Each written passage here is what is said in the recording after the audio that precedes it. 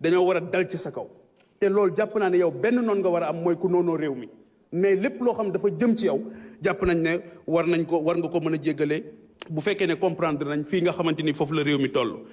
donc Simon Faye ak la justice ak ñi nga xamante ni yëpp dañ leen di woo ci loo xamante ni du dara parce que li nga wax fii léegi ci wàllu justice jàpp naa ne on est en train de redéfinir même la nature de notre régime. Pendant longtemps, on a décrié une administration judiciaire. Aujourd'hui, on va aller vers un véritable pouvoir judiciaire. Loolu lañ doon xeex.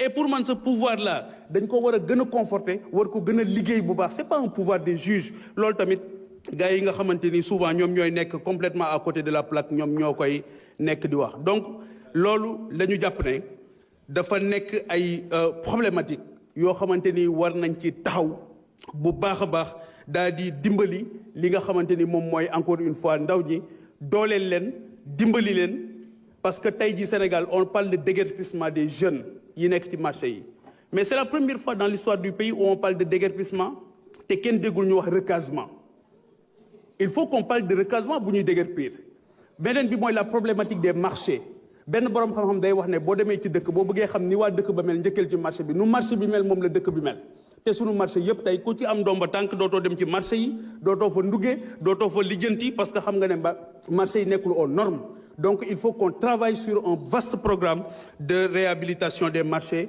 jàpp naa ne loolu tamit dafa nekk farata ci fi nga xamante ni foofu la Sénégal toll. Monsieur le Premier ministre damay revenir ci beneen problématique boo xamante ni c'est la presse sénégalaise. Excusez-moi mais justice bi doy na c'est bon.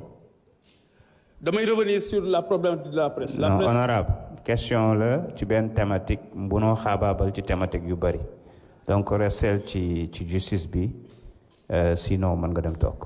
La presse se sent persécutée aujourd'hui. Veuillez couper le micro s'il vous plaît. La presse se sent honorable allez vous asseoir. Allez vous asseoir. dee leen wax loo xam ne dañ naan 1 + 1 = 2 constitution article wax na lii est-ce que mooy nañ ko dee leen dellu si noonu ci politique parce que sinon da ngay ni nekk di lëndëmal askan wi ci wax yoo xam ne amul bopp amul génn. La justice elle doit être rendue. La justice a été discréditée depuis plusieurs années loolu du lu ñuy nëbb lu Sénégal yëpp d'accord la majorité des acteurs de la justice d'accord nañ ci.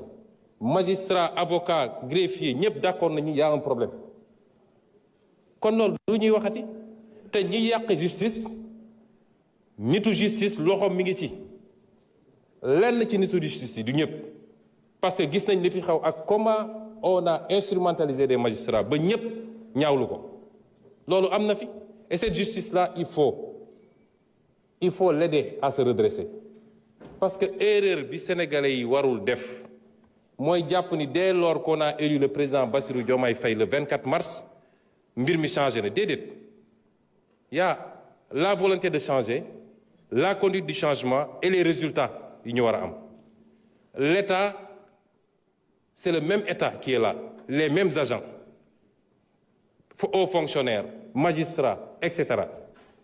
loolu c'est pas parce que changé nga président rek que loolu changé na de liggéey la boo xam ne au jour le jour lañ koy def. Ce qu'on appelle l'état profond il est encore là avec ses habitudes te liggéey la boo xam ne du liggéey bu yomb mais la justice am na erreur bi nit ñi di def le peuple a le droit de dire que j'attends c'est le service public de la justice. Pourquoi on peut mettre la pression sur le président sur le premier ministre sur l'Assemblée et le peuple au nom duquel la justice est rendue n'a pas le droit de dire mais j'ai un problème ci sama justice nu muy doxee au nom de quoi? On dit le temps de la justice n'est pas le temps des hommes. Le temps de la justice est le temps des hommes parce que la justice est rendue au nom des hommes. Et en matière de justice, il y a un principe qui est important. La célérité. La justice doit être rendue avec célérité. Ça, c'est un principe fondamental du droit.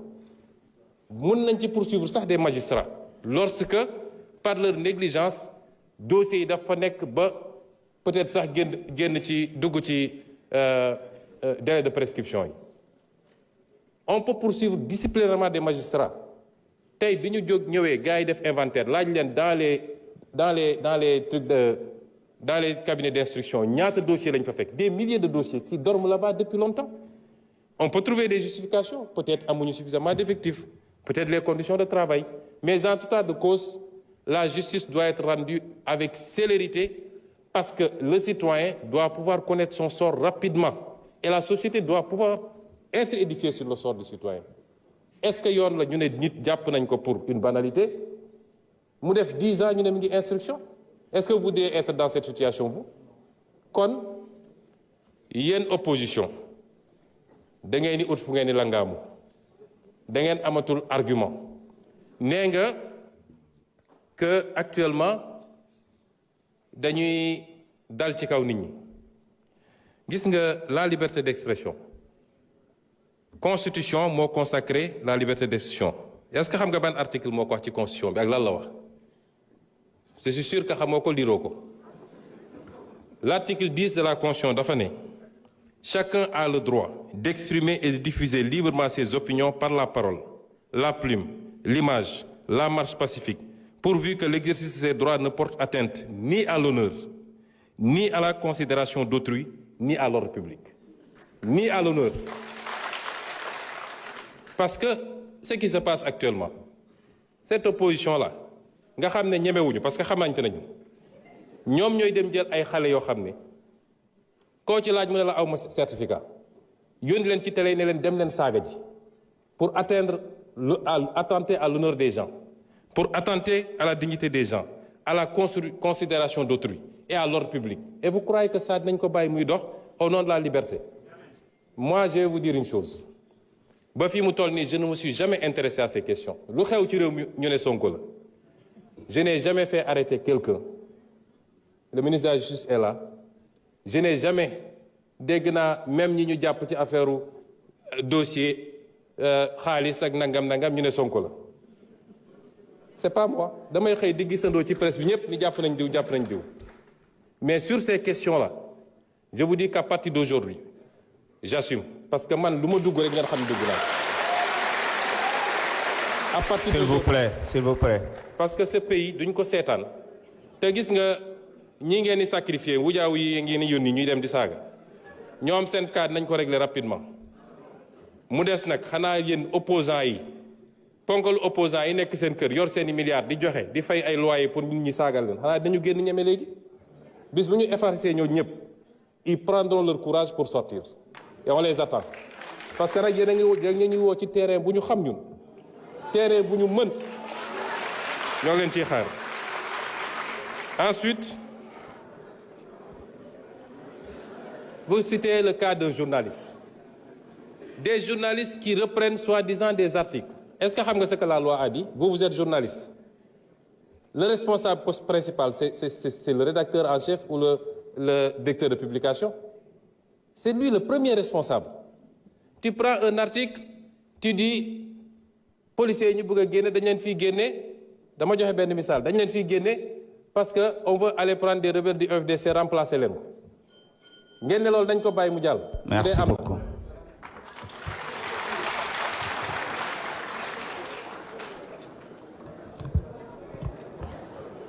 Honorable Ousmane Diop, vous avez la parole.